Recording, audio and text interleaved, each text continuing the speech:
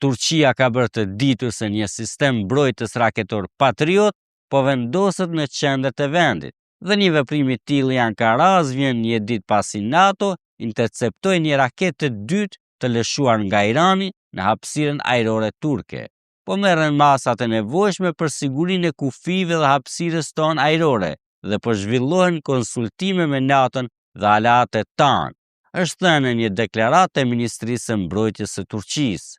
Dhe siç është theksuar më tej, brenda këtij qëllimi, një sistem Patriot i caktuar për të mbështetur mbrojtjen e hapësirës ajrore po vendoset në Malatya. E vendosur në Turqinë qendrore, Malatya njihet si vendodhja e një baze ajrore, një strukturë kyçe të drejtuar nga trupat amerikane, e cila strehon një sistem radari paralajmërues të hershëm të NATO-s, që mund të zbulojë lëshimet e raketave iraniane.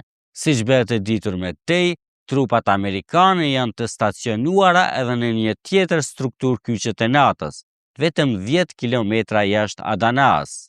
Për të mësuar më shumë rreth zhvillimeve të fundit në Turqi, lindjen e mesme dhe në botë, lexojeni telegrafi.com.